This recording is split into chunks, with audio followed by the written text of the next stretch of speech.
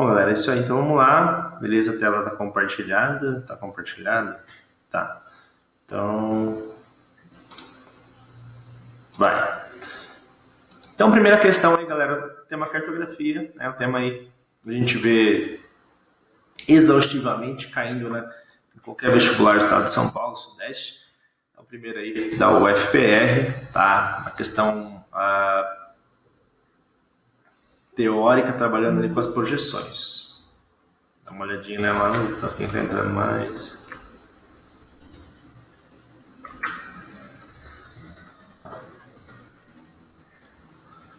Dois minutinhos, né? Já passou 1,5.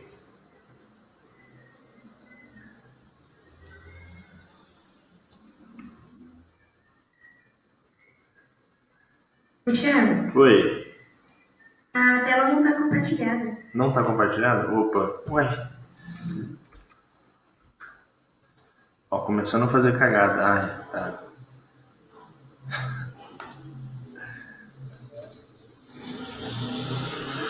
Foi.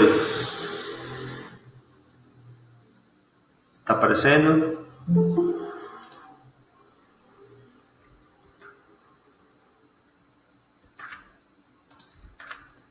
Foi, galera. Eita, povo não vai entrar.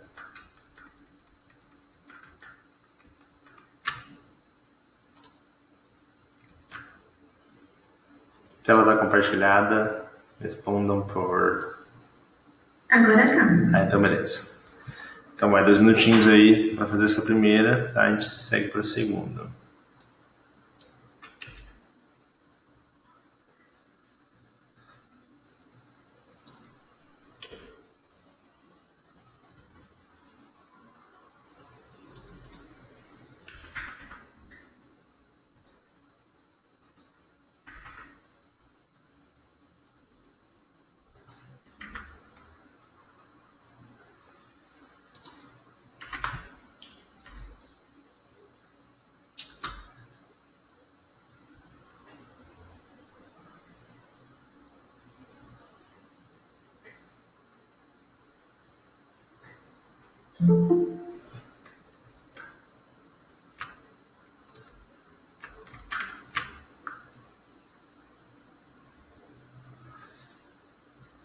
Bom, galera, então a primeira questão, tá? Ela trabalha o tema geral de cartografia, né, a parte teórica.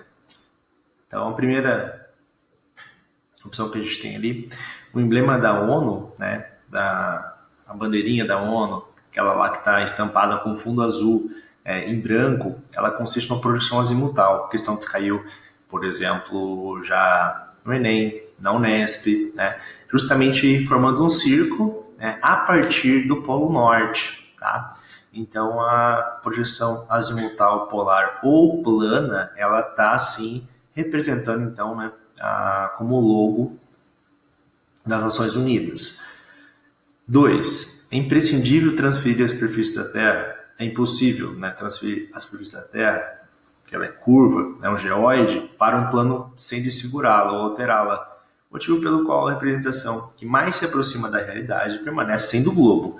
Então, fato, todo mapa está errado, apresenta um erro, né, quando você vai transformar esse geóide, a nossa Terra, num plano. Então, o globo seria a forma mais correta, né, de você representar a nossa Terra, mesmo ele, né, apresentando erros, já que é impossível projetar, né, com exatidão um geóide. 3. Porção de Mercator, né, as distâncias entre os paralelos aumentam à medida em que se afastam da linha equatorial, inviabilizando seu uso para navegação. A projeção de Mercator, galera, ela é a mais famosa de todas, foi feita no século XVI, é uma projeção conformal, uma projeção cilíndrica, e ela é a única usada para navegação. Então, só ela é usada para navegação, tá? Então, incorreta. E a última, as polares são apropriadas para representar regiões de altas latitudes, né? A alta latitude, então, de 0 a 90, justamente as regiões polares começam a partir dos 66 graus de latitude norte ou sul. Então, essa sim, né, a projeção polar. E a principal área de projeção é justamente ali o centro dela, tá? Então, projeção polar, áreas ali óbvio, né, de altas latitudes, especialmente, né, no sul, para retratar aí a forma da Antártida. Então, a 1, a 2 e a 4 aí como corretas, letra D. A questão 2, vamos relembrar então, questão 2, relembrando a parte de fusos, né? Então, na questão 2, a gente tem lá a questão 2. Então, você tem lá, galera, a parte de fusos, né? Tem a divisão ali da Terra, né? Hemisférios. Então, toda vez que você vai ali para o leste, né? Você vai ter uma alteração, né? Então, toda vez que você vai para o leste, né? Você vai somar as horas, né? E para o oeste você vai diminuir, né? A gente está indo contra a rotação da Terra. Então, para o oeste diminui, né? E para o leste você vai somar, beleza? Então já sabe disso, toda vez para o oeste, né? Assim você consegue ver no gráfico, embaixo ali na barra, em relação aos fusos, né? Sendo eles negativos, porque isso justamente está indo para o oeste, ou positivo, né? Está indo para o leste, tá? Também a gente tem que saber que a cada 15 graus, né? Isso é o correspondente, né, de 1 hora, né? Ou um fuso, tá? Então, um fuso possui 15 graus. Então, para esse exercício, isso é suficiente, né, para você identificar. Nesse exercício, você vai viajar ali numa rota turística, né, entre várias cidades, partindo do Rio de Janeiro, e depois retornando para o Rio novamente, tá? Partindo de São Paulo, né? O Rio tanto faz, né, que é o mesmo local em relação ao fuso. Então, você tem que somar, então, o deslocamento de cada viagem, né? Então, você vai ter que somar aqui a viagem, saída, né, ou o tempo, né, que ele vai te dar como referência, né? Então, hora de saída, né? Sempre ali, mais o tempo de voo. Nesse caso aqui é só voo, né? E aí você vai ter que fazer, subtrair, né? Ou somar aí fuso, tá? Só isso. Você vai encontrar o correspondente da chegada, tá? No destino. Então, para esse exercício, a gente vai começar aí fazendo, então, a primeira viagem, sair de São Paulo, né, para o Vaticano. Então, ali, primeira viagem aí, saindo aí de São Paulo, na sexta-feira, às 11 da manhã, em direção a Roma, né, ou Vaticano, tanto faz, tá tudo na Itália, e demorando aí 12 horas de voo, certo? Então, na primeira viagem, você pode somar direto já.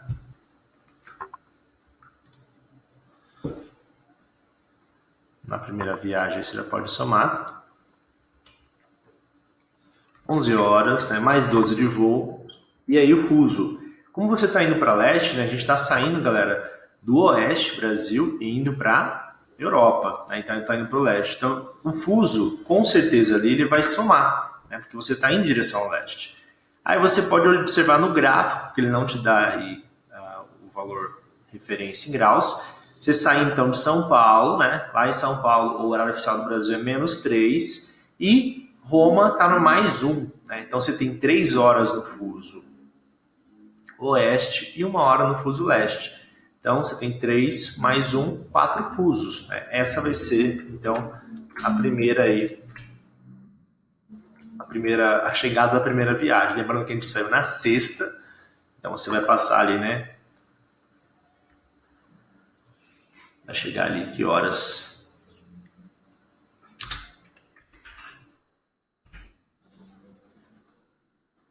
Do dia seguinte aí, que horas?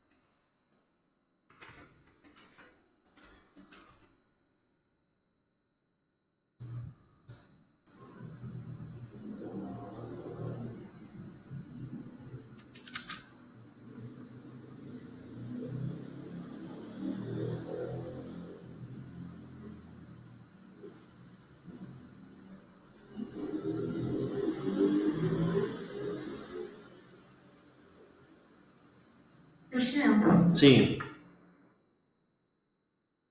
A Cristiane pediu para você explicar de novo. Tá, vamos lá. Vamos fazer a segunda. Então, no primeiro, galera, o que aconteceu?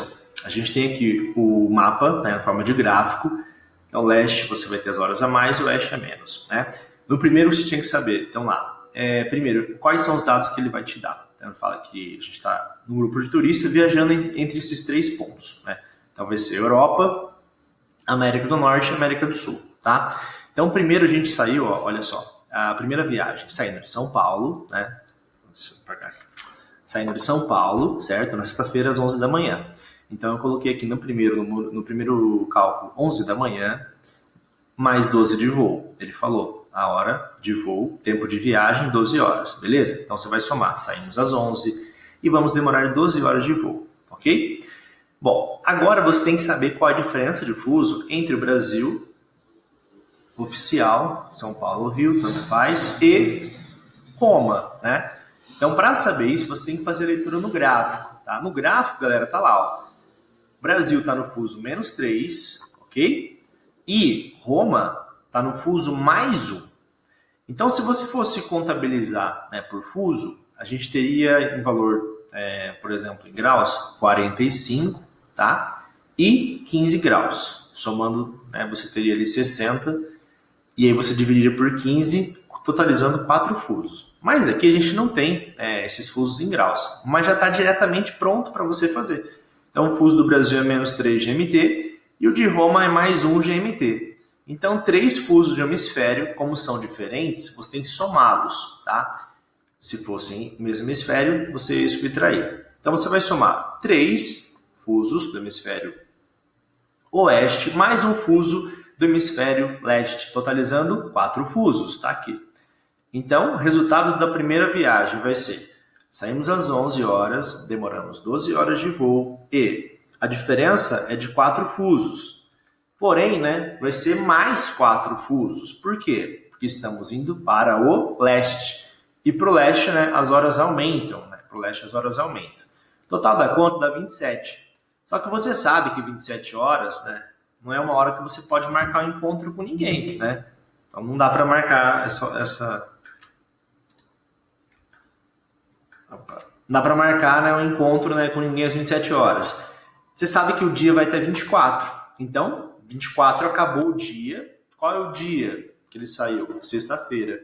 Então seria já próximo dia, no sábado, às 3 horas da manhã. Tá? Então esse 27 aqui você pode subtrair de 24, beleza? Aí você teria 3 horas da manhã, né, do dia seguinte, que é sábado, beleza? Na sequência do 2, né, vamos concluir esse aqui. Na sequência do 2 você vai ter, saímos no terceiro dia, 10 da manhã, beleza? Agora saindo então de Roma às 10 da manhã, e o tempo de voo é de 10 horas também. 10 mais 10, é isso mesmo?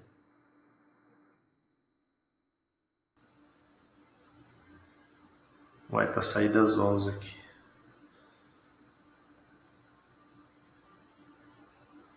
Não, galera, é às 11, tá errado aqui na continha, peraí.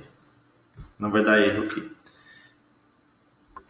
Então, saída às 11. Todo dia sai às 11, tá? Tá certo. Saída é às 11 horas. Então, eu digitei errado aqui. Então, saiu às 11 da manhã, tá? De novo. Mais 10 horas de voo. E agora o fuso, tá? Que fuso que você vai usar aqui? Bom, vamos sair de Roma, é mais um. Nova York, galera, dá uma olhadinha lá. Nova York tá no fuso, ó. 1, 2, 3, tá no fuso 4, tá? No fuso 4. Nova York. No fuso 5, que tá em branquinho. Então, Nova York tá no fuso -5, tá? E Roma tá no fuso +1. Então, de novo, você atravessou ambos, você está em hemisférios diferentes, né? Ou atravessou o meridiano de Greenwich, então você vai ter que fazer essa soma de fuso, tá? Nesse caso, dando -5 e +1.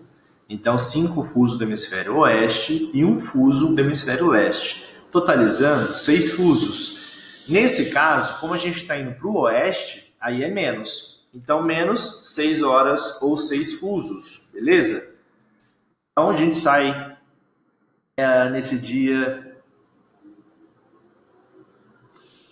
Então aí a 11 horas, mais 10 horas de voo, menos 6 do fuso. Então a gente vai chegar lá às 15 horas, ok? E no terceiro, né, mesma coisa, sai às 11 horas da manhã de Nova York,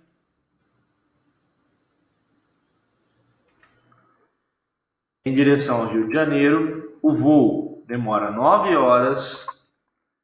E aí o fuso, nesse caso do fuso, a gente está indo para onde? Bom, a gente está no hemisfério... A gente está no hemisfério oeste, né? Então, como estamos no oeste, galera, você vai subtrair os fusos. Então, a gente já viu que o fuso, onde está Nova York,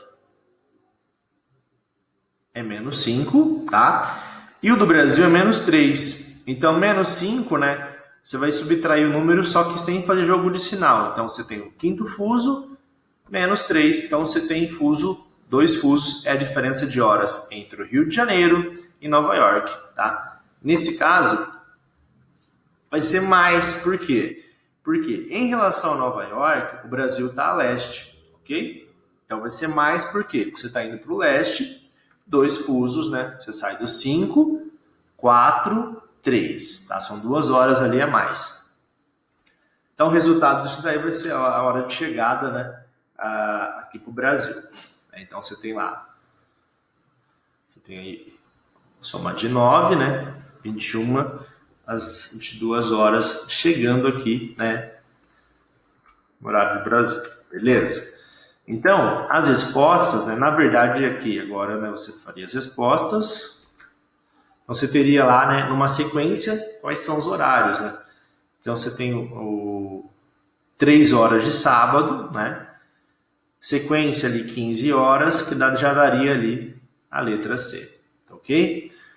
Então, fuso, a gente tem que lembrar, então, conceito básico de leste-oeste, em relação também à questão de diferença entre os fusos. Se você tem hemisférios diferentes, você vai ter que somar os fusos, e se forem iguais, você vai subtrair. Você vai fazer mais um de fuso depois, usando só os ângulos, né? Nesse caso ali, é um pouco mais difícil, tem que dividir por 15, né? Tem a soma aí dos ângulos. Aqui não teve divisão de ângulos, porque ele te informou o gráfico, tá ok? Então esse é um tema que a gente vai rever ali quando a gente começar a ver a revisão, né? Ou retomar o conteúdo, né?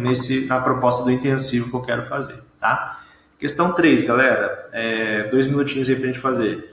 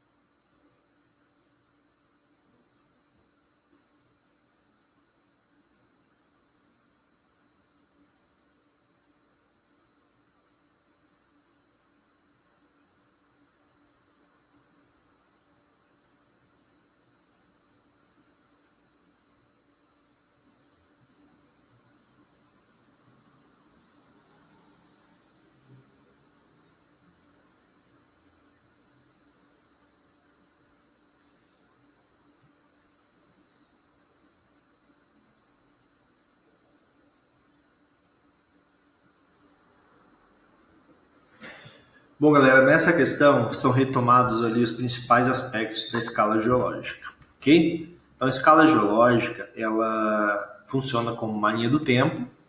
essa linha do tempo está associada aos grandes eventos que afetaram ou transformaram a superfície da Terra, beleza?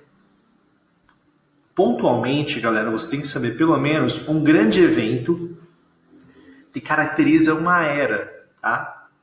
Pelo menos um grande evento, que são os que estão descritos praticamente aí na questão. Então, primeiro, pré-cambriano é um chamado, é um éon. Éon é quando você tem uma era de grande dimensão, tá? Então, pré-cambriano faz referência ao que é chamado de proterozoico e arqueozoico. Basicamente, dos 4,6 bilhões de anos da Terra, segundo o modelo evolucionista, 3,9 são do período pré-cambriano, ok? Então, quer dizer, pré-cambriano é como se falasse algo muito antigo, mas muito antigo. O que é muito antigo é o que vem antes da existência da vida, tá? Então, pré-cambriano é algo muito antigo, onde se consolidou praticamente as rochas, né?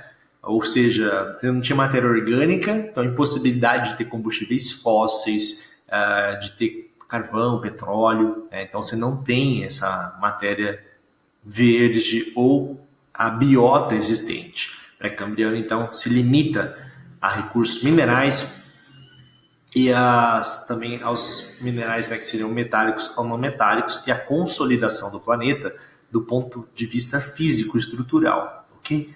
Então aqui ele coloca pré-cambriano caracterizoso pela inexistência de vida no planeta e pela constituição das primeiras rochas magmáticas. Ok, rochas magmáticas, né? Também aí as metamórficas, correto, né?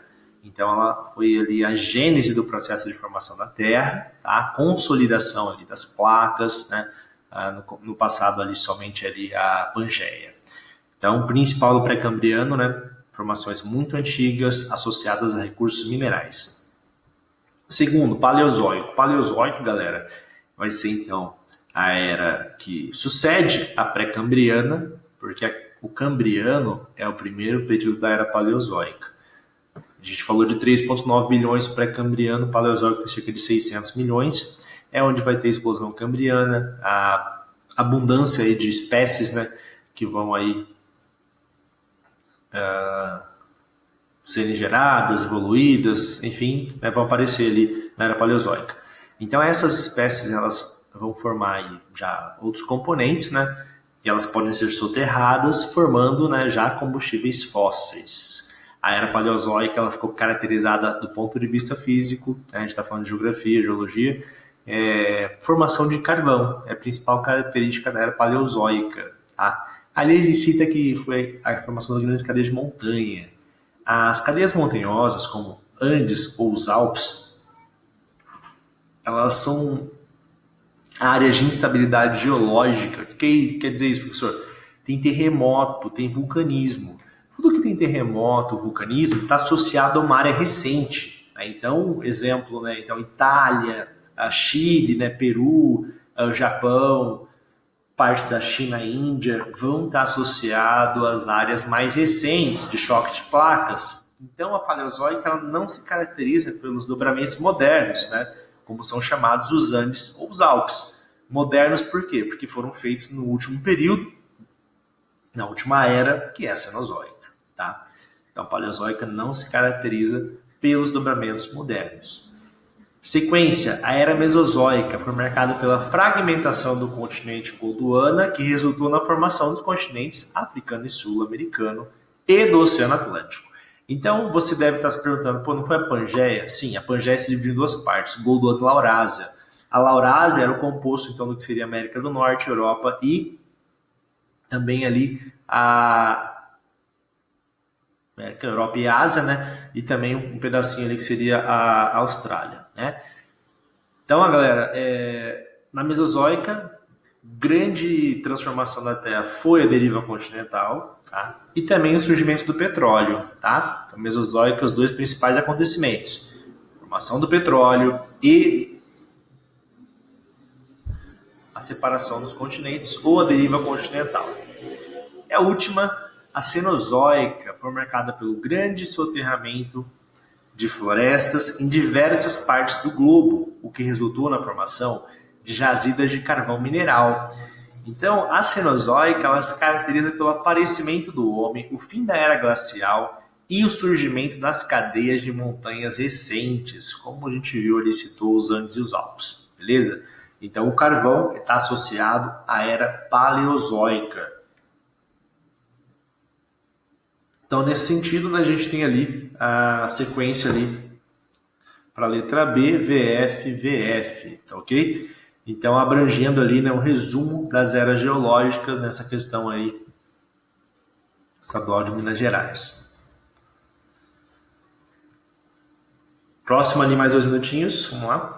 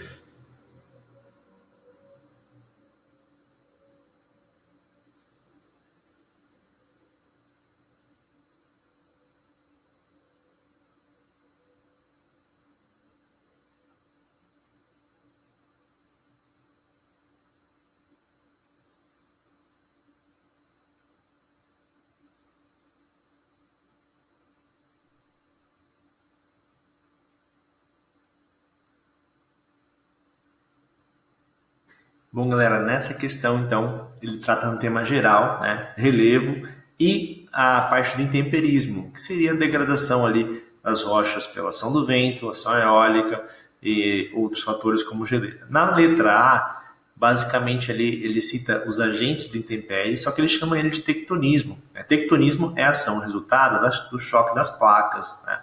Os elementos citados são ali justamente do intemperismo. A letra B, a ação do agente de erosão fluvial é considerada predominante em ambientes de climas com elevado regime de precipitação. Correto, excesso de chuva vai gerar erosão fluvial e gera formas de relevo chamada de fiordes. Se você assistiu a série Vikings, né, outras séries, né, que passam nas áreas nórdicas lá, os fiordes são áreas de reentrância, principalmente na costa, né, litorânea norte da Europa, e eles são formados por geleiras, tá? Estão em ambientes de predominância de geleiras. América do Sul também, algumas áreas da Argentina e Chile. Então, geleiras e não a ação fluvial. C. A ação do vento em ambientes desérticos e costeiros promove um processo deposicional contínuo e a ausência de processo erosivo. Ora, a própria ação de depósito é erosão. Erosão é o processo de transporte, tá? Então, se você está depositando sedimento, você está transportando ele. Então, a ação do vento gera as dunas, por exemplo, né? Então, sim, acontece erosão. E não a ausência de processo, né, erosivo. D. O intemperismo químico das rochas é responsável pelo processo progressivo de dissolução e pela ação da chuva e de curso da água. Então, o intemperismo químico, o principal fator é a água da chuva, tá? Que vai dissolver os sais minerais ao entrar na parte interna da Terra e também na parte externa. Então, especificamente a água, ela promove isso daí. E a última, né? Então a D seria correta. A última, as planícies são elevações que superam os 200 metros, né? Não, elas estão abaixo dos 100 metros, ok? Questão 5 ali, 6 de clima, tá? Assim como uma questão bem geral das camadas que compõem a atmosfera. Vamos lá, então, mais 2 minutinhos.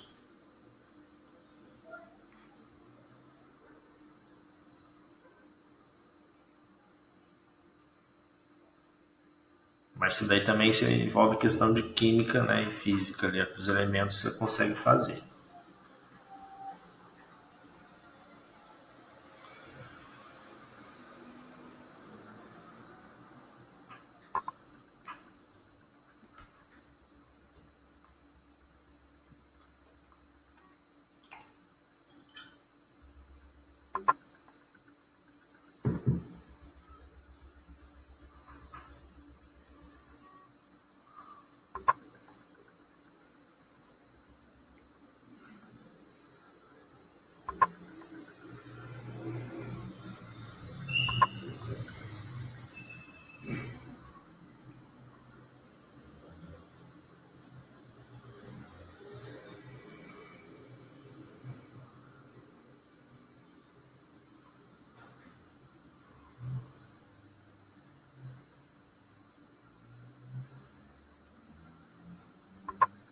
Então, uma questão bem fácil, né? Você pode usar ali a química para entender alguns fatores. Então, a atmosfera aí, parte básica de clima, né? Na letra A ele coloca que a atmosfera é mais densa em altas altitudes, não, né? A densidade, na verdade, está associada à pressão, então o ar mais rarefeito nas partes mais elevadas. Na B, a camada da atmosfera chamada estratosfera suporta a biosfera. A estratosfera ela possui a camada de ozônio, que está a 30 km, né, de altura, então não, né, a biosfera está na camada chamada de troposfera, que vai até a superfície terrestre. C, aproximadamente 90% da massa da atmosfera está na troposfera, onde a altitude da camada superior, né, o limite, a tropopausa, varia conforme a estação e a latitude, né? Então, diminuindo, né, nas regiões polares. Então, galera, sim, né, essa é a camada principal da Terra, a troposfera, né, onde a gente estuda os fenômenos climáticos. Na D ele fala que as temperaturas na troposfera aumentam em altitude, pelo contrário, né, quanto maior a altitude, menores são, né, as temperaturas. E na E, a pressão do ar aumenta com a altitude, também ocorre a diminuição, né, também são contrárias ali, ok? Questão bem fácil. Na C, galera, é uma questão geral de distribuição dos ventos, né? Então, uma questão que eu vou até reduzir a imagem, só para explicar, né? Os ventos aqui, a gente está vendo os ventos alísios e contralísios, né? Os ventos se deslocam de alta pressão para baixa pressão. Então, os ventos que saem dos trópicos, né? Trópico de Câncer, 30 graus, e Capricórnio, 30 sul, eles são chamados de alísios, os que vão para o Equador, e contraliso, os que vão para os círculos polares Ártico e Antártico, tá? Então é uma questão, na verdade, de interpretação, você observar ali a relação dos ventos, né? E entender um pouquinho de clima ali, 2 minutinhos ali para fazer.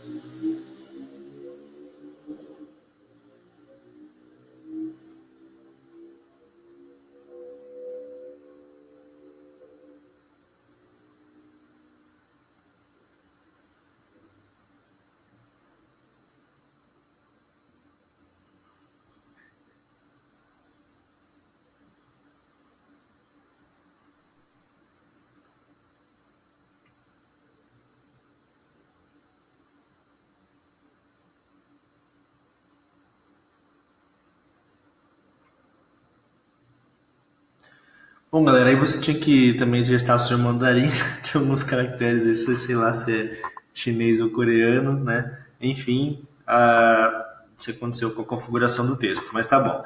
Aqui é uma questão de interpretação, né? E analisar ou saber o que eu havia citado em relação a alta e baixa, né?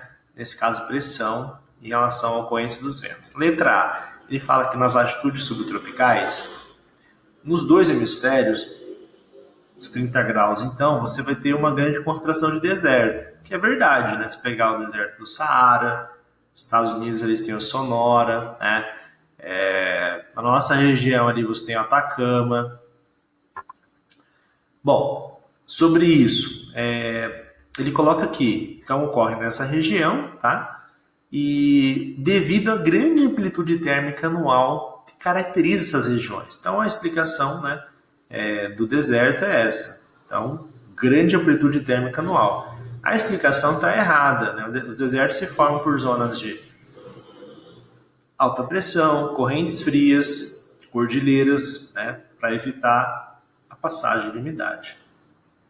Na B, na latitude de 60 graus, em ambos os hemisférios, formam-se zonas de baixa pressão, que atraem os ventos provenientes das latitudes subtropicais, originando os ventos do oeste.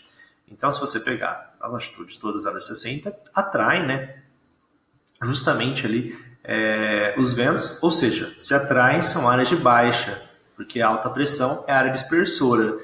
Então, você vai ter sim essa formação, né? Tá correta. E os ventos são do oeste porque a origem dele, tá? Então, o ponto inicial do vento marca a direção, tá? As alísios, por exemplo, do hemisfério sul, que saem do trópico de Capricórnio para Equador, que são alísios do sudeste.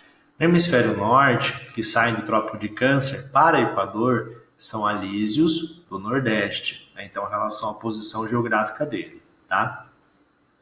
Na C, ele coloca que os ventos orientais e o ar frio originário dos polos produz a zona de convergência intertropical. Zona de convergência intertropical, galera, é o Equador, né? Então não pode ser ar frio.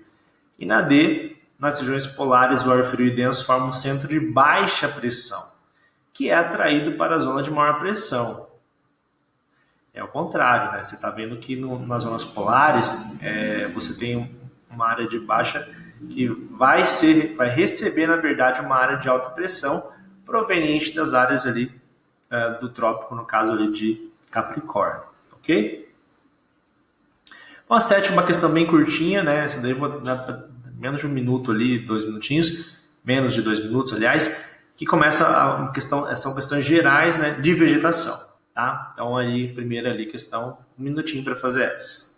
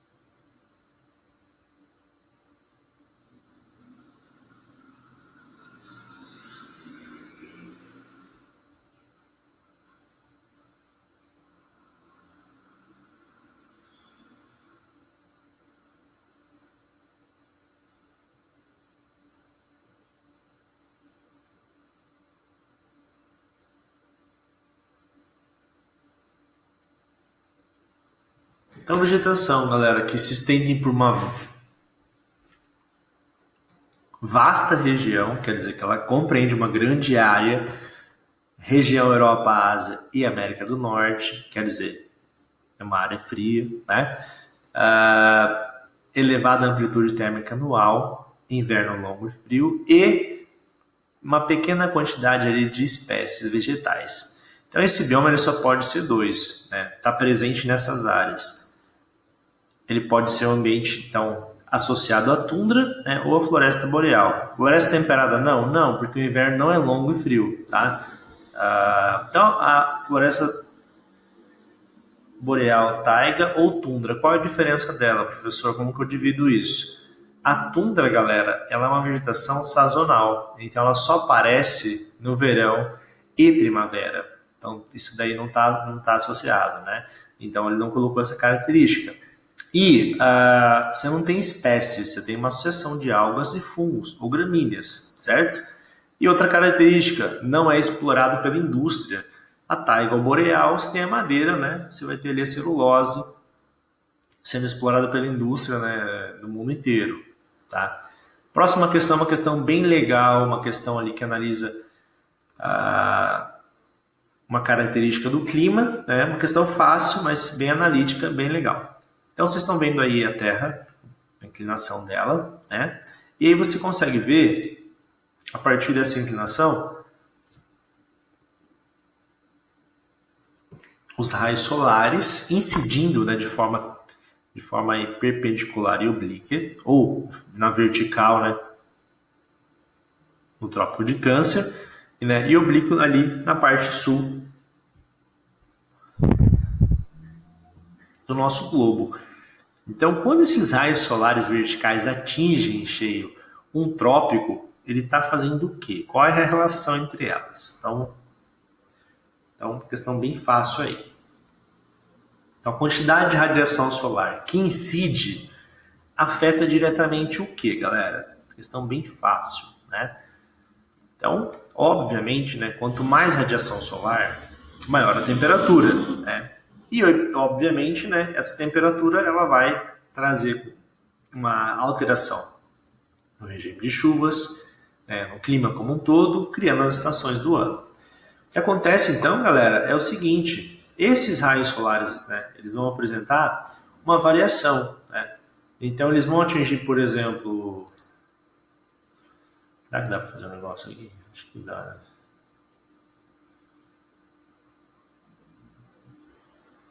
Tá. Então, ó, depois que eles atingem aqui, né? Então, eu vou fazer isso aqui, ó. Então, primeiro, a gente está falando de que estação aqui, galera? Quando os raios atingem diretamente o Trópico de Câncer, a gente está falando de uma fase que é o verão no hemisfério norte, né? O verão no hemisfério norte começa no nosso inverno, então dia 21 de junho. Agora, mais precisamente, daqui, o mês que vem, 23 de setembro, esses raios solares que eles vão sair do Trópico de Câncer e vão para o Equador. Quer dizer, a Terra vai mudar de posição e a gente vai ter o equinócio, nosso equinócio da primavera, dia 23 de setembro, né? E passando aí mais 3 meses, né? A gente vai ter o nosso solstício de verão, começando em dezembrão aí, dia 21 ali de dezembro, marcando o início do nosso verão. O que acontece nesse dia, galera? Nesse dia do solstício, né, ou do equinócio, exatamente nesse dia você vai ter a maior iluminação ou igual. A maior iluminação, então, do hemisfério sul acontece exatamente no dia 21 de dezembro, que marca o início do verão. Depois, os raios solares eles começam a diminuir e o dia solar também, até chegar a ser igual. Ou seja, então, dia 21 de junho, né, o dia era maior no hemisfério norte, a gente tinha noites mais longas, e você pode reparar que o dia já está, né, durando mais em exposição solar. Então, o que aconteceu? Os raios solares estão migrando, né, gradativamente para o Equador, até você ter 12 horas de iluminação para ambos os hemisférios, equinócio, dias e noites iguais, beleza? Então, o auge do dia, quer dizer, insolação máxima em horas de sol, quer dizer que o sol vai nascer mais cedo, se for mais tarde, vai ser sempre no solstício, né, para ambos os hemisférios. Então, para a gente, em dezembro, a partir de dezembro, ele começa a diminuir, assim como foi para o hemisfério norte, né, em junho, ok? Sabendo disso, para a próxima questão, né, fica fácil aí, ó. Questão 9. 2 minutinhos ali.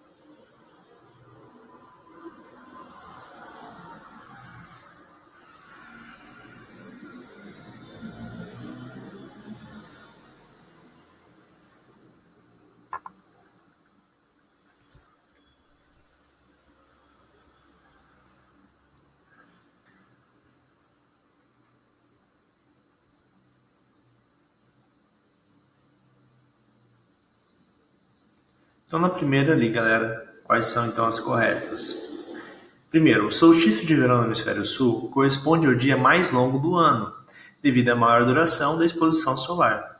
Então, o hemisfério sul fica projetado, né, para o sol, recebendo maior quantidade de iluminação. Então, está correto ali.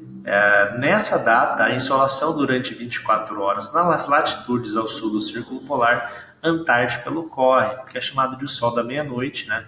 Ocorrendo então ali na Antártida, o mesmo acontecendo no hemisfério norte. 2. A duração do inverno em Porto Alegre se altera a cada ano, pois o ângulo solar é diferente no solstício de inverno no hemisfério sul e do norte. Não, é o mesmo. eles atingem aí de forma perpendicular, né, o trópico de Capricórnio e Câncer. 3. A duração do dia e da noite nas datas do solstício é exatamente igual. O solstício, né, em relação ali a Porto Alegre, hemisfério norte ou sul. O solstício, galera, a data dele é diferente. Solstício significa dias e noites diferentes. Então, se é o nosso solstício de verão, o nosso dia vai ser mais longo, né? Se é solstício de inverno, nossa noite vai ser mais longa, tá? Então, o que é igual, equinócio, né, em relação ali às estações da primavera e do outono. Solstício acontecendo, então, no inverno ou verão. Então, só um estaria correta, né? Então, solstício de verão ali, o dia mais longo do ano, beleza? Deixa eu apagar minha cola aqui.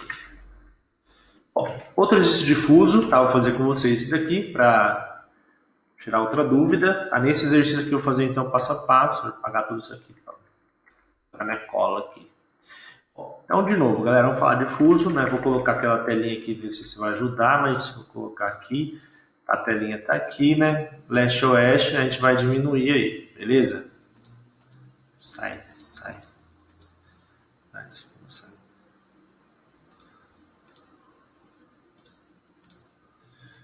Então, esquece isso aqui. Tá. Então, sem saber que cada 15 graus corresponde a um fuso, ok?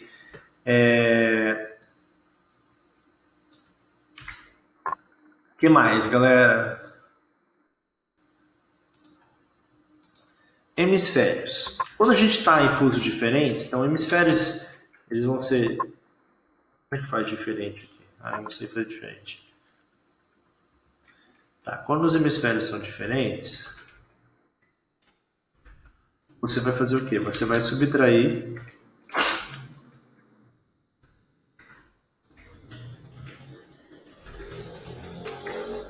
você vai somar os fusos, tá? E quando os hemisférios são iguais,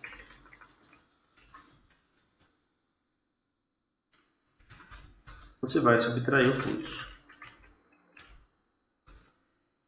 Beleza? Essa é a regrinha, tá? Leste você vai aumentar, oeste diminui, 15 graus corresponde a um fuso. Então, nesse exercício aqui, a gente tem o seguinte: Copa do Mundo 2018, né, foi realizado ali na Rússia, né, ele coloca o seguinte: em uma cidade, né, às 14 horas do dia 5, uma família então embarcou, né, para essa cidade em São Petersburgo, certo? Então, Tuba está a 15 graus a oeste, é a cidade de origem, e São Petersburgo a 30 a leste. Então, aqui, galera, você tem que fazer já. Então, quais são aí os ângulos? Primeiro, a gente sai do 15 graus, né, que está o oeste, você vai ter que somar, né, com os 30 graus, porque esse 30 está no leste, hemisférios diferentes, você vai somar e dividir por 15, 45 graus dividido por 15, você já vai achar o correspondente. 3 horas é a diferença, né, entre as cidades, ok? Então, entre Tuba, no Senegal, e São Petersburgo, a diferença é de 3 fusos ou 3 horas. Sabendo disso, já acabou o exercício, galera. Tranquilo. Então, a gente saiu às 14 horas, né? Tempo de voo, né? Em uma viagem às 14 horas, dia 5, para São Petersburgo, considerando que tá 9 horas, né? Tempo de viagem. Então, a gente saiu às 14 horas, demorou mais 9 horas de voo, ok? E o fuso 3, você vai somar ou vai subtrair? A gente está indo do hemisfério oeste para o leste, então você vai para o leste sempre somar mais 3. Tá? Então, você vai chegar lá. O que vai dar isso aqui? 9, 10, 24, né? Então, 26. Então, vou chegar lá 26 horas. Então, 26 horas, né? Como eu falei, não dá para marcar um esquema com ninguém às 26 horas, né, galera? Só se você não quiser ver a pessoa, né? você não for muito burro em matemática. Então, às 26 horas, né, você sabe que o dia que você saiu, que era o dia 5, ele acabou às 24. Então, 26 menos 24, né, vai dar 2 horas, que é 2 horas do dia seguinte, né? Nesse caso, 2 horas, né, do dia seguinte. O dia seguinte é 6, tá? Então, resposta 2 horas, né, do dia 6, que seria ali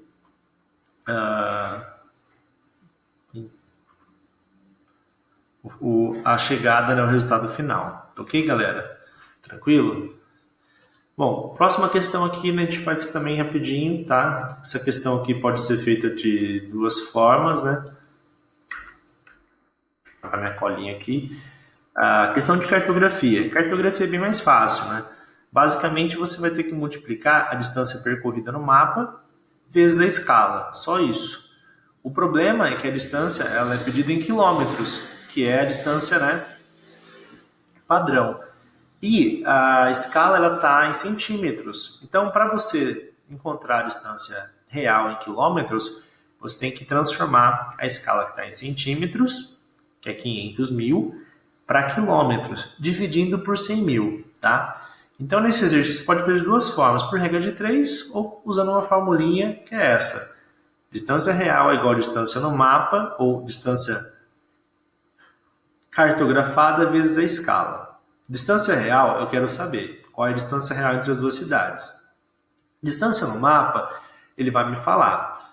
Então, aqui ele coloca o seguinte, a escala é de 1 para 500 mil e a distância entre duas cidades no mapa é de 15 centímetros. Está pronto o exercício. Se você quiser fazer por regra de 3, 1 centímetro equivale a 500 mil, 15 centímetros é o que eu quero saber, que é o meu x. Ou usando a formulinha, distância real é igual a 15 centímetros, distância no mapa, V minúsculo, vezes a escala, que é 500 mil, tá? Só que a escala, como eu falei, ela está em centímetros. Então, você tem que dividir ela por 100 mil para achar o correspondente em quilômetros, tá? Então, dividindo ela por 100 mil, você vai ter aí quanto? 5, né? Então, distância real é igual a 75 quilômetros. Beleza? Só isso. Então, é só multiplicar a distância percorrida no mapa vezes a escala e transformar essa escala para quilômetros. Ou o resultado final você divide por 100 mil. Tá? Questão 12 é uma questão bem legal, caiu no Enem um tempo atrás, 2008, uma questão muito parecida com essa, tá? Eu vou desenhar ela, né, pra gente fazer ela, mas é uma questão bem legal. Vou dar 3 minutinhos pra você tentar fazer ela. Pega um papel, desenha, né, para você tentar encontrar a resposta correta, tá? Eu vou rabiscar ela aqui também.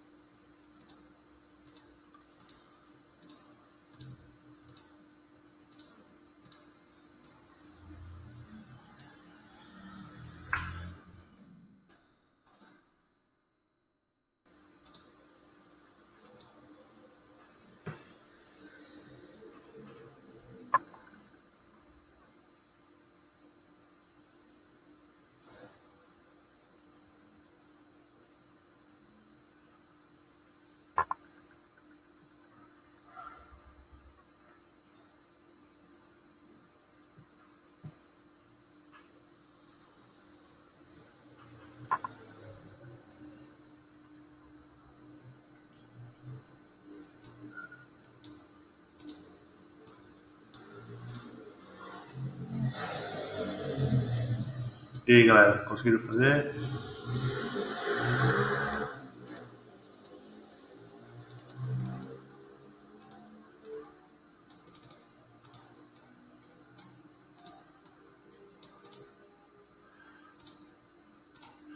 Então, galera, o homem sai da sua casa, beleza? Ele vai caminhar 50 metros em direção ao norte. Então, vamos para o norte, né? Vamos pôr que isso é 50 metros, ok? Aí ele vai virar à esquerda e caminhar 20 metros. 20 metros à esquerda. Então, ele vai para o norte, depois vai pegar para a esquerda, que seria o oeste. Na sequência, ele vira 45 graus, né? Então, a gente fez aqui, ó, 90 graus, né? Então, 90 graus está aqui, né? Então, ele vai fazer basicamente isso aqui, ó, 45 graus, né? E vai andar mais 17 metros, ok? Por aqui, então. Então, ele vai andar 45 graus ali, tá? Bom, galera, ele estando nessa posição, né, ele vai virar para trás, né? Então, ele está nesse sentido. E ele está perguntando para que direção esse homem estará olhando, né? Então aqui a gente está, o caminho que ele percorreu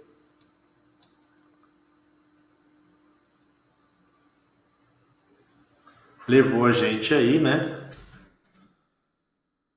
para o sudoeste. E o oposto desse caminho, né, galera? O oposto desse caminho vai ser nordeste, tá?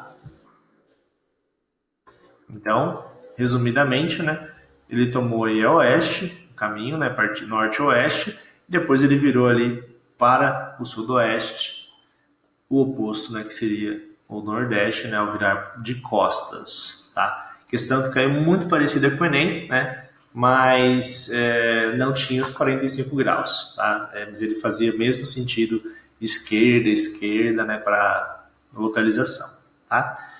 Bom, questão 13, galera, uma questão de que você não precisa perder tempo lendo o enunciado. Toda questão que envolve tectonismo, terremotos, já parte logo para a resposta, porque o texto ele vai falar do que aconteceu, do vulcão, de pessoas que morreram, né? Não que elas não sejam importantes, mas para a resposta não é. Então a resposta direta já seria: por que no Japão, né, ocorrem esses fenômenos geológicos? Poderia ser um terremoto, poderia ser um tsunami.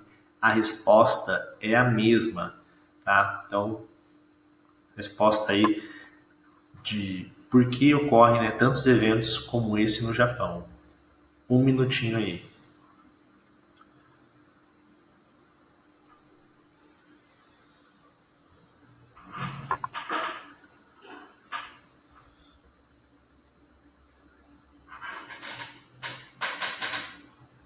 Então, resposta, galera, sempre, né, de qualquer evento, né, sísmico, o Japão ele é um dos países que mais tem tremor por dia, né, literalmente no mundo.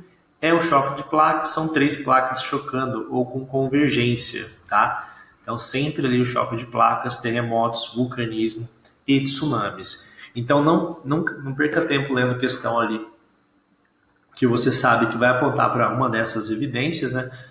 Pula logo para o final onde você vai ter a pergunta. Questão 14 caiu muito parecida com essa na Unesp, tá? Na verdade, essa questão ela é cíclica, sempre vai se repetir, especialmente a Unesp, que adora a questão física, cobrando os tipos de rochas. Então, a partir disso, você tem que saber os 3 tipos básicos. Tá? Então, eu vou reduzir aqui, dá 2 minutinhos para você tentar fazer essa, 2 minutinhos.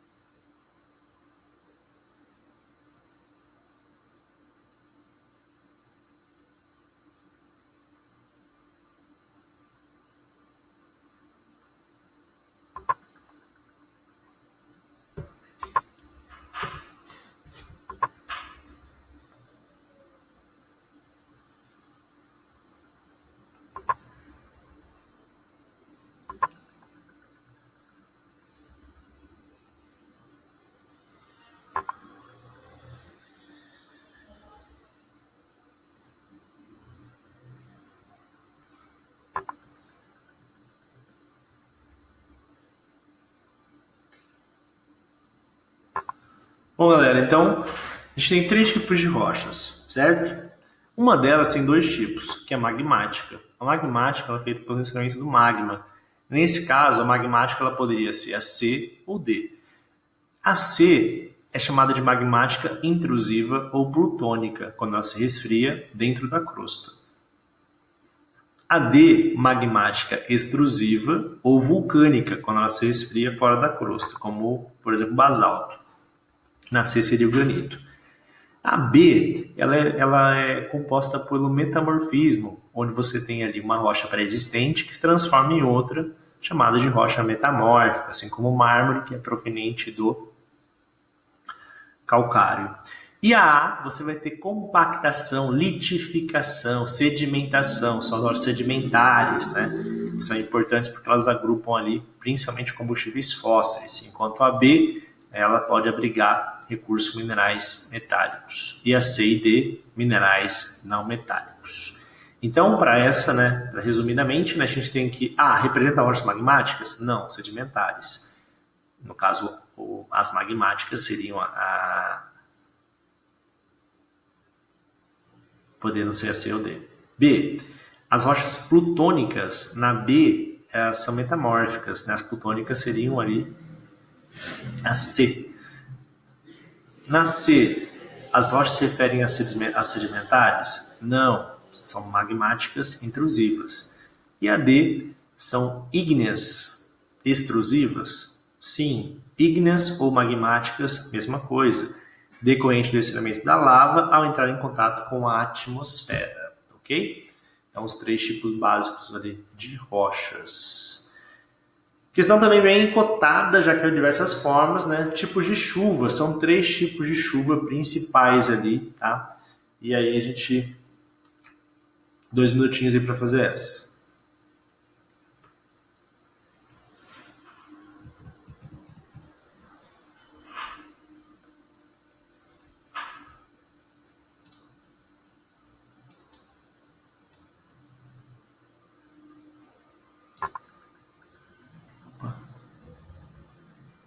Ixi.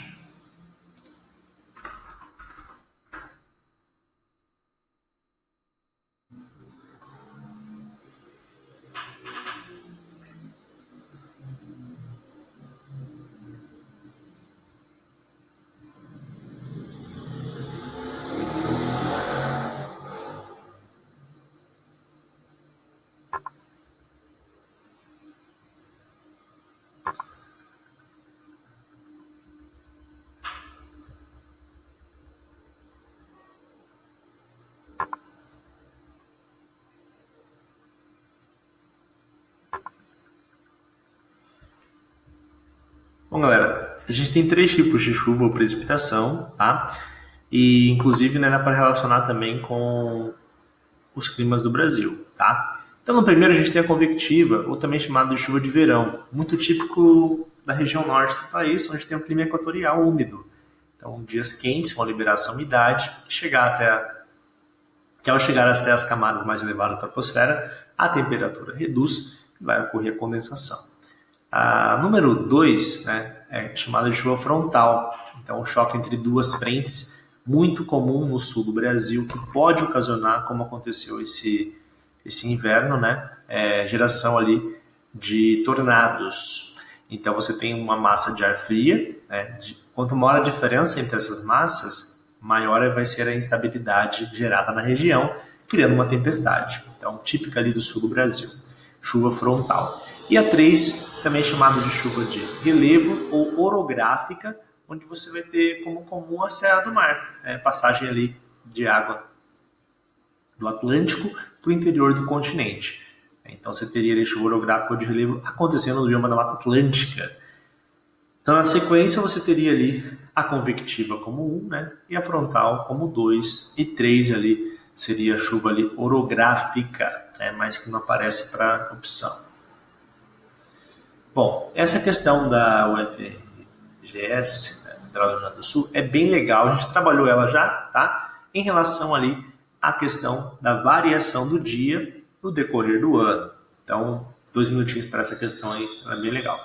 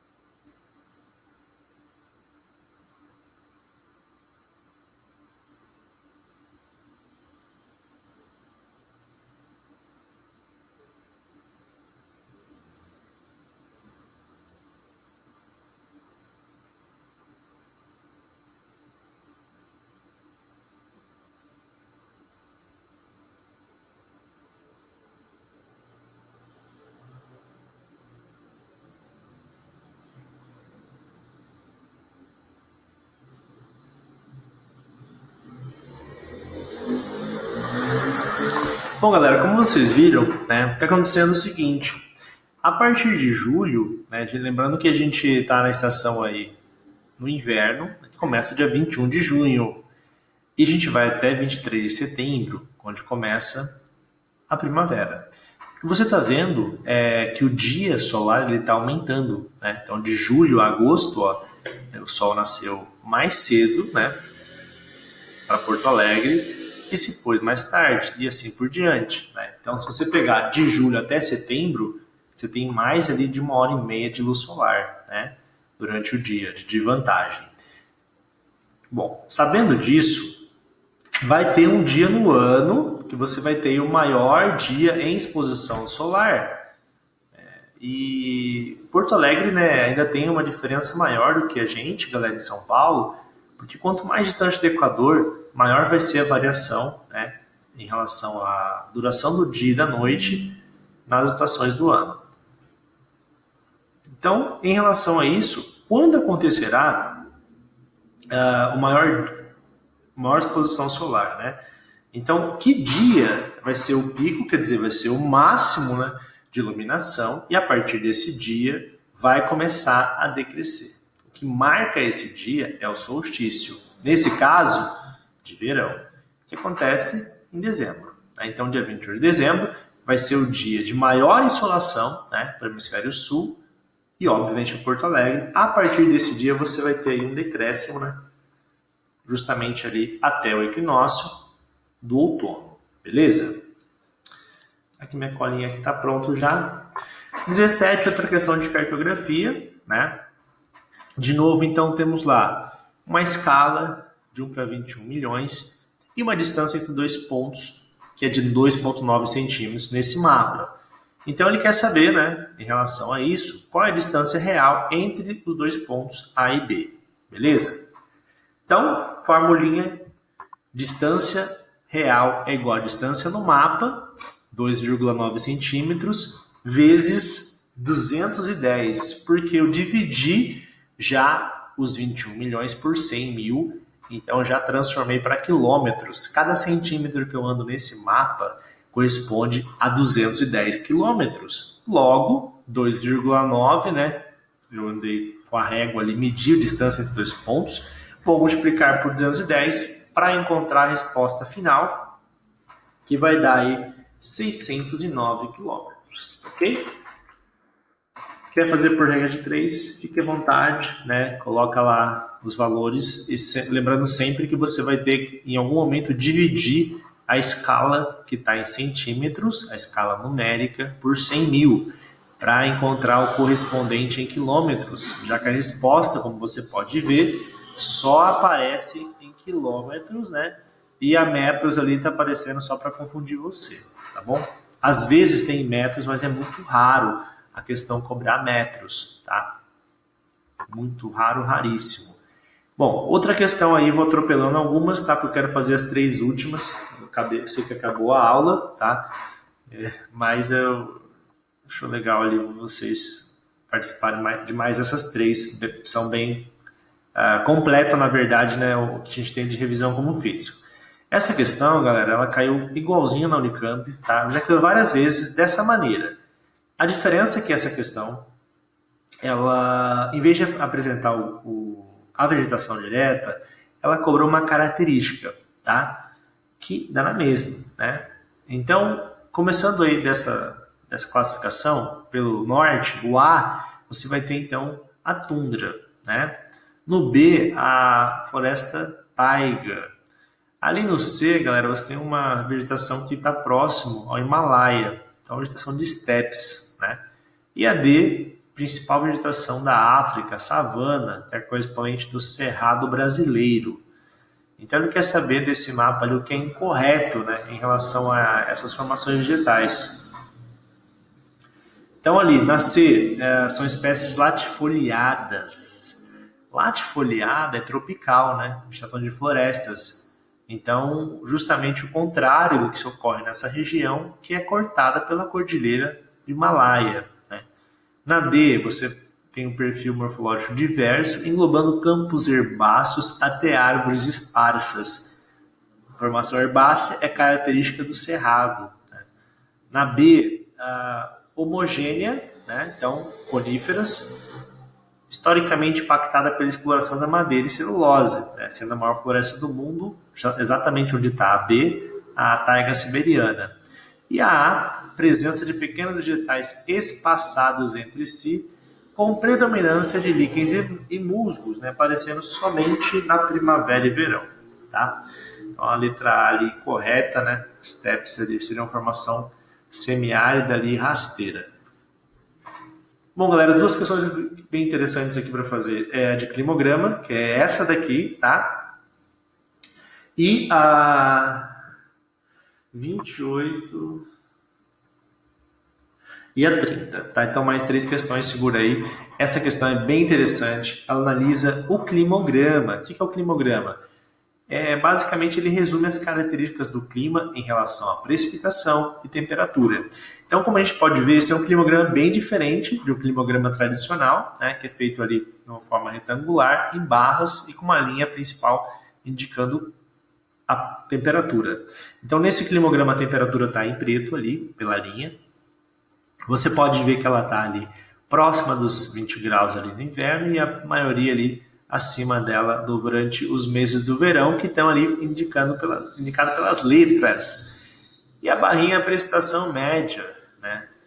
Então esse clima, galera, esse climograma ali, ele está representando um climograma, né, que existe no Brasil, né, e que ele é bem característico, tá?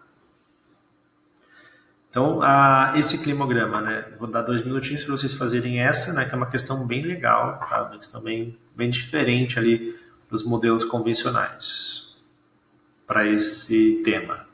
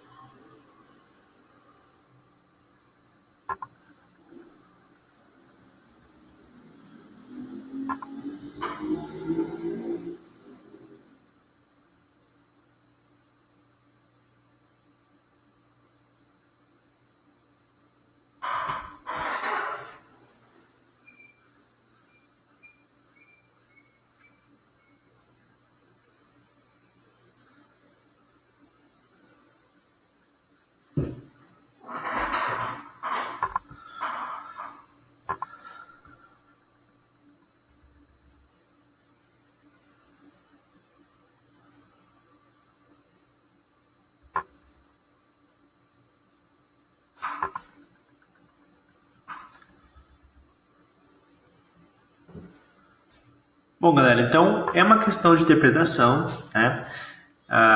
Você tem ali nesse clima uma variação de temperatura pequena, predomínio acima dos 18 graus e concentração de chuvas nos meses do verão. Então esse climograma, ele é o climograma ali tropical, com verão chuvoso, né, e temperaturas acima de 20 graus. E o inverno, né, com estação seca, onde você tem uma chuva ali que vai estar abaixo dos 50 milímetros, né? Então, temperado, você tem ali temperaturas acima de 30 graus no verão e abaixo de 10, né? Não tem essa temperatura abaixo de 10. O semiárido, chuvas abaixo de 20 durante todo o ano, durante o verão, elas ultrapassam ali os 200 milímetros, né? Equatorial, precipitação regular, não é regular, é irregular, porque tem estação seca. E subtropical, o inverno é chuvoso, ali não, o inverno é seco, tá? Então, mais duas para a gente fechar, a 28 e a 30, tá? A 28 é uma questão ali... 28. A 28 é uma questão... cara de Enem, né? Já caiu dessa forma também. Questão bem fácil sobre um problema ambiental que entra também em clima e também entra, né, de certa forma, né, em geografia, né, quando a gente vê parte de problemas ambientais urbanos. Então esse problema, né, é bem característico ali das cidades. 2 minutinhos para fazer esse aí, facinho.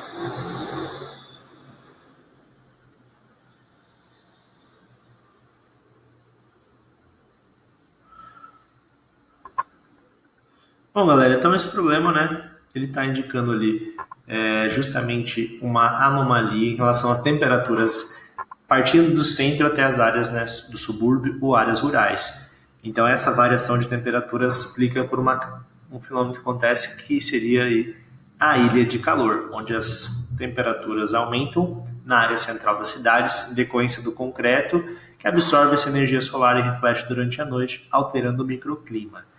O efeito estufa, né, você não teria como perceber nessa imagem, né, seria um aumento aí da emissão dos gases de CO2, né, principalmente metano.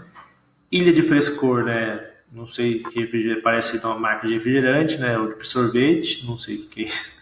E inversão térmica é um problema natural que ocorre nos meses mais frios do ano, no inverno, onde você tem aí uma temperatura do ar que impede a circulação atmosférica. Então o ar na altura do solo ele fica com a temperatura muito baixa. Até ele se aquecer, né, você vai ter uma perda aí de troca de calor, né? Então, enquanto ele não consegue ter essa troca de calor, ou seja, esse ar ser aquecido, você não tem a circulação atmosférica ou os ventos. E numa cidade, né, muito poluída, isso é um problema. Sem ventos, né, sem circulação atmosférica, a poluição ela vai gerar ali problemas ou agravar problemas crônicos, né, de saúde, gerando uma questão, né, de saúde pública que seria ali nos meses do inverno, né, para esse problema ali da inversão térmica. Então ali, ilhas de calor. E a última questão, galera, que a gente viu em relação ali às eras geológicas. Eu citei para vocês, né, uma característica de cada era. E aqui, nesse caso, né, ele coloca ali um município, né, do Rio Grande do Sul, que é Caçapava do Sul, que tem uma formação geológica de escudos cristalinos antigos, ou seja, se é antigo, é pré-cambriano, tá? Então, pensando que é pré-cambriano, qual das alternativas, né, vai ter ali um conjunto de minérios que podem ser encontrados nessa formação geológica antiga do pré-cambriano, tá? 2 minutinhos aí para a gente encerrar a aula de hoje.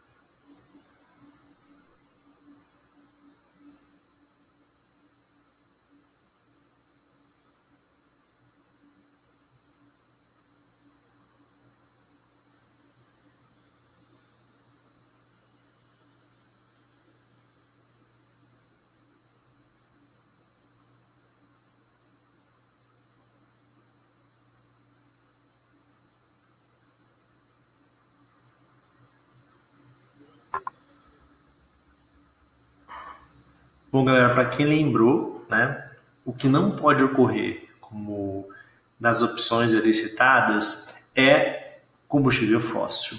Então, na letra A você tem carvão mineral, tá errado. Na letra B você não tem nenhum combustível fóssil, estaria certa. Na C, carvão mineral e xisto, tá? Na D, carvão mineral e na E, xisto e carvão mineral. O xisto betuminoso é uma rocha sedimentar que você pode extrair, né, o gás de petróleo, também chamado de shale oil, né, pelos norte-americanos, tá? Então, o shale, apenas shale. Então, seria somente, nesse caso ali, recursos minerais, né, metálicos ou não metálicos, tá? Bom, galera, a gente fica por aqui hoje, tá? Agora eu vou passar para vocês ali, daqui a pouquinho, uma listinha desses exercícios ali que vão ser aprofundados. Tá, eu vou responder quem pediu no chat aqui, que eu acabei dando a resposta da 4, tá? Lembrando que essa atividade eu já tá no grupo, tá? A Dé é para ter enviado.